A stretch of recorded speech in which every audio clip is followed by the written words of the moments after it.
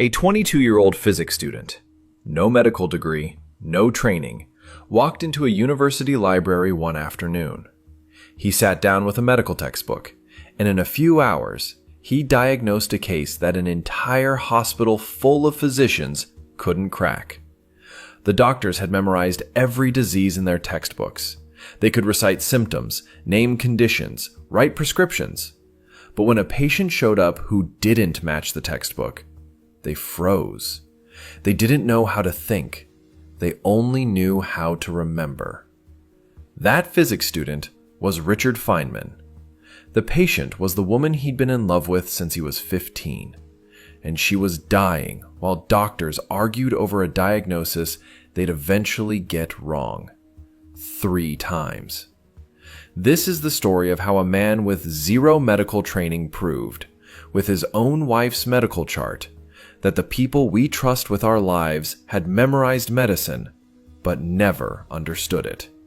And the medical profession is only now starting to admit it. Her name was Arlene Greenbaum. The trouble started with a lump on her neck. It would appear, then disappear, then come back. Her uncle, a licensed physician, told her to rub it with omega oil. That was his medical opinion, for what turned out to be a fatal disease. When things got worse, fevers, swelling, pain, a second doctor admitted her to the hospital and declared it typhoid fever. Full quarantine, special gowns, the whole procedure. Feynman did what Feynman always did. He went and looked things up. He found that typhoid had a definitive test, the Weddell test. Checks for bacteria. Clear result, yes or no. So he asked the doctor a simple question. How did the Weddell test come out? It was negative. Feynman pushed back. Why the quarantine? Why the gowns? Why are you treating her for a disease your own test says she doesn't have? The doctor didn't answer him. Instead, he went to Arlene's parents and complained, and the family told Feynman to back off. After all, he's the doctor. You're only her fiancé. Years later, Feynman wrote about this in What Do You Care What Other People Think? His words. I've found out since that such people don't know what they're doing and get insulted when you make some suggestion or criticism. Think about what just happened. A test came back negative. The doctor ignored his own test. A 22-year-old kid with a library card pointed it out. And the doctor's response wasn't to reconsider. It was to call the kid's parents. But Feynman didn't stop there. Arlene improved for a while. Then the swelling came back. Armpits, groin, everywhere. The lymph nodes. A new doctor examined her. Lymphatic disease, he said. But which one? He didn't know. So Feynman walked into the Princeton Library. He pulled out the textbooks on lymphatic diseases and started from the top. Tuberculosis of the lymphatic glands. The book said, this is very easy to diagnose. So he ruled it out. If it were easy, the doctors would have found it by now. That logic made perfect sense at the time. It would turn out to be the biggest mistake he ever made. He kept going. Lymphodenema, lymphodenoma, Hodgkin's disease, all cancers of one form or another. And then he noticed something in the medical literature that stopped him cold.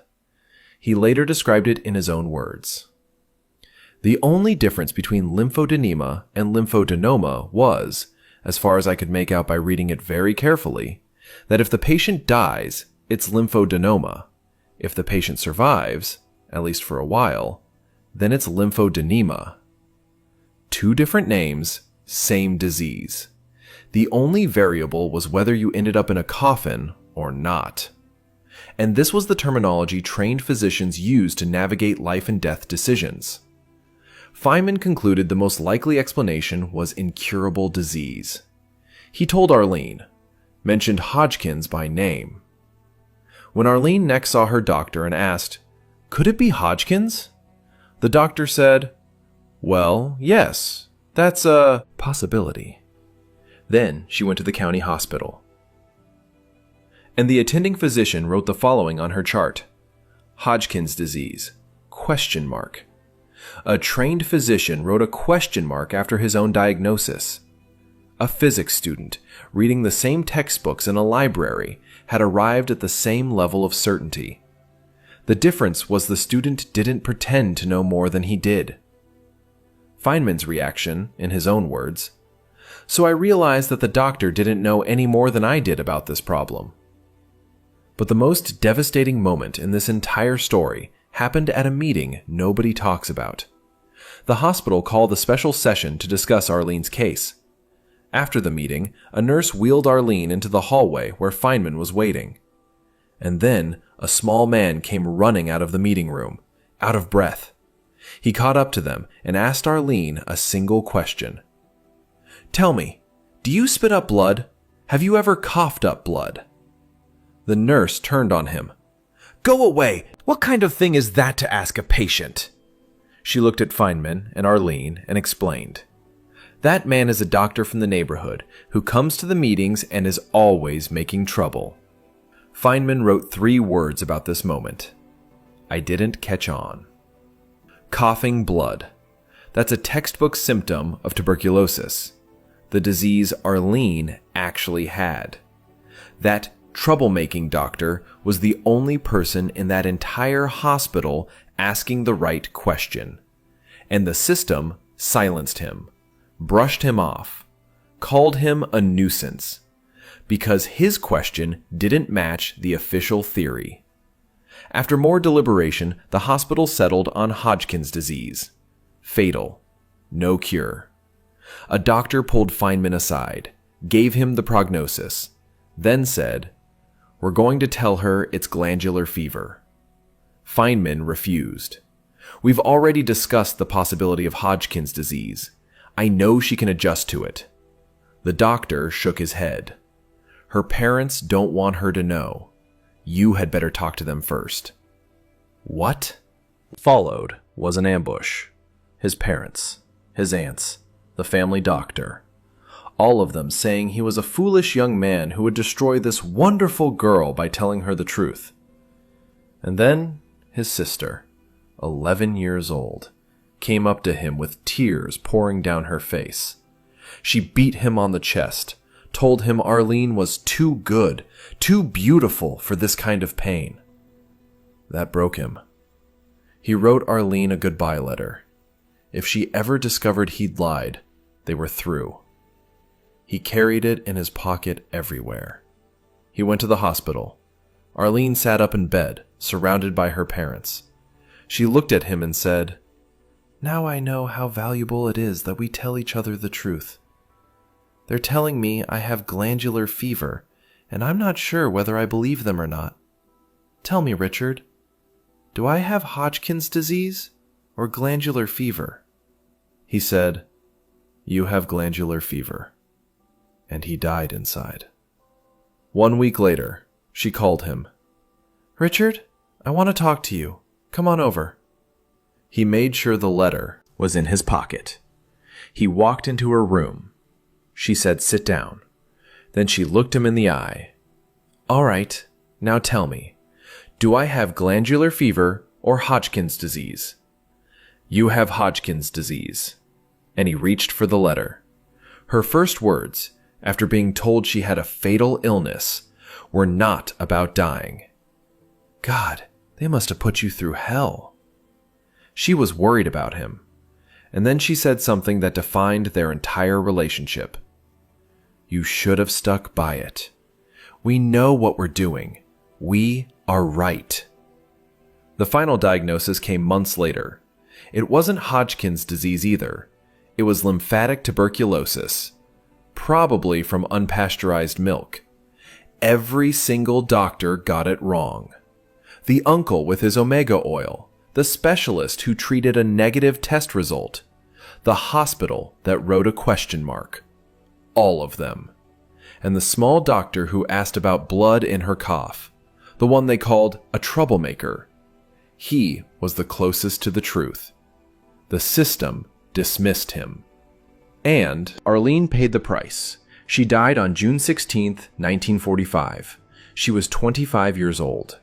The clock in her room stopped at 9:21. Most people would call that a sign from beyond. Feynman knew the clock was fragile. He'd repaired it before. The nurse probably picked it up to check the time in the dim light and disturb the mechanism. Even in that moment, sitting next to the body of the woman he loved, his instinct was to look for the real answer, not the comforting one. It took Feynman years to make sense of what happened to Arlene. The grief faded slowly. The anger never did. Because what haunted him wasn't just the loss. It was the gap he'd seen between what the doctors knew and what they understood. And that gap kept showing up everywhere he looked. At Princeton, he took a graduate biology class. His first assignment involved the nervous system of a cat. He went to the library and asked the librarian for a map of the cat. She looked at him like he'd lost his mind. "A map of the cat, sir? You mean a zoological chart?" Rumors spread about some idiot biology student looking for a map of the cat. When he gave his presentation, he started by drawing the cat and naming the muscles. The biology students, 4 years of training under their belts, interrupted him. "We know all that!" His response, from "Surely you're joking, Mr. Feynman." "Oh, you do? Then no wonder I can catch up with you so fast after you've had 4 years of biology." They had wasted all their time memorizing stuff like that when it could be looked up in 15 minutes. 4 years, 15 minutes. Same facts. The difference? Those students had memorized the map. Feynman understood the territory, and he'd seen that exact gap at Arlene's bedside.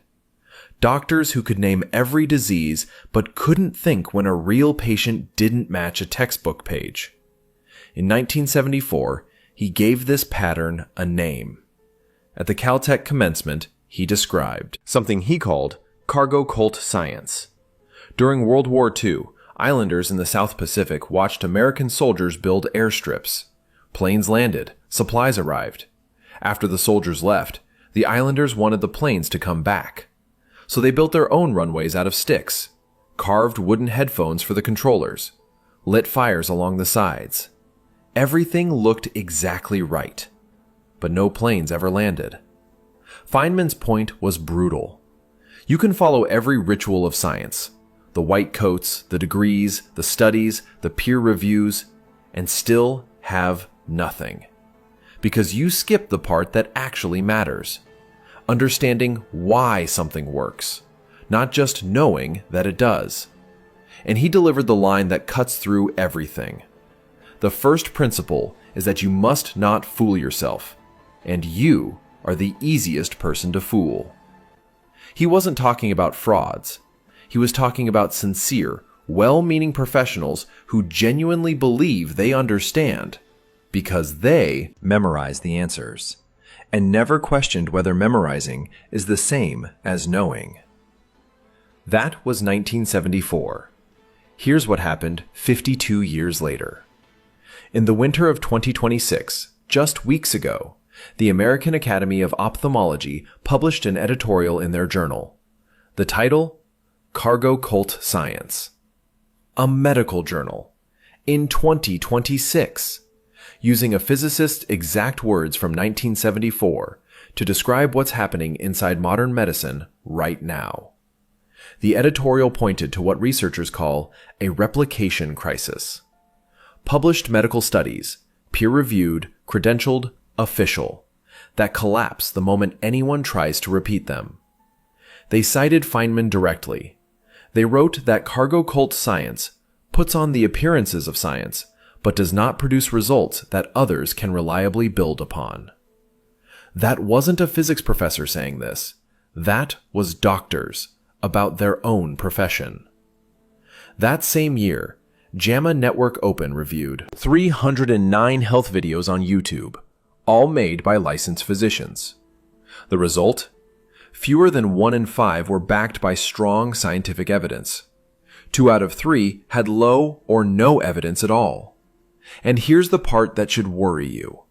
The videos with the weakest evidence attracted the most viewers. And right now, on the Student Doctor Network, the largest online forum for medical students, you can read posts from students inside the system saying things like, "The amount of garbage to memorize in medical school is absolutely astounding." And, "This is not a profession for the thinking type." These aren't outsiders criticizing medicine. These are the people being trained right now. And they know something is wrong. Many of them are surviving their own training by using something called the Feynman technique, a method built by a physicist, not a doctor.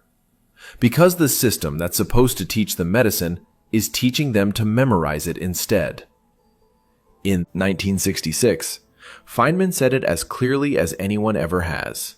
His exact words, published in The Pleasure of Finding Things Out: "Science is the belief in the ignorance of experts." Not contempt for doctors, not rebellion against medicine, just the quiet, uncomfortable principle that a credential is not the same thing as comprehension. And the only way to know if someone truly understands is to ask them why. Then it happened to Feynman himself. 1978. He's 60 years old, happy, married to Gwyneth, 2 kids, teaching at Caltech where students practically worshipped him. And then, abdominal pains that wouldn't go away. Doctors found a tumor, not a small one, 6 pounds, the size of a football, a rare cancer called myxoid liposarcoma. It had already crushed his left kidney and destroyed his spleen.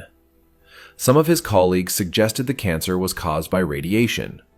That morning in 1945, when he watched the Trinity bomb test through nothing but a truck windshield, he was the only person who refused the protective goggles, reasoning that the glass would block the ultraviolet. Feynman wouldn't accept the radiation theory, not because it was frightening, because the evidence wasn't strong enough. A theory that fits a good story is not the same as a theory supported by data. That distinction, the one between a satisfying explanation and a true one, was exactly what the doctors at Arlene's hospital never grasped. Over the next 10 years, he fought 2 different cancers, the liposarcoma and later Waldenstrom's macroglobulinemia, multiple surgeries. During one operation, he lost so much blood that he nearly died on the table. He was saved by a campus-wide blood drive, Caltech students and faculty lining up to keep him alive. Through all of it, he never stopped working, never stopped thinking. He taught his last class 2 weeks before he died. In February of 1988, a ruptured duodenal ulcer destroyed his kidneys. Doctors told him dialysis could give him a few more months. Maybe. Feynman evaluated the offer the way he evaluated everything. What would those months look like? How much pain? How much capacity to think, to work, to be himself? He weighed the evidence, and he made a decision. He refused. Not out of despair, not because he'd given up, because he understood what those months would actually cost, and he decided the price wasn't worth paying. His last words? "I'd hate to die twice. It's so boring." He died on February 15th, 1988. He was 69 years old. Feynman spent a decade relying on doctors. He respected the work. What he never respected was the system behind it. The uncle with his omega oil, the specialist who ignored his own test, the hospital that wrote a question mark, the nurse who silenced the one doctor asking the right question. None of them were bad people. They were trained to match patterns from memory, and left helpless the moment a patient didn't match. You've seen this. Maybe not in a hospital, but in a meeting room, in a classroom. Every time someone with credentials couldn't answer a simple why, and got offended when you asked. The question Feynman left behind isn't whether this is still happening. The journals confirmed it 3 weeks ago. The medical students confirm it every day. The question is simpler and harder. Can the person treating you explain why, or can they only tell you what? Because Feynman's first principle still holds. You must not fool yourself. And you are the easiest person to fool. The doctors never understood that. He did.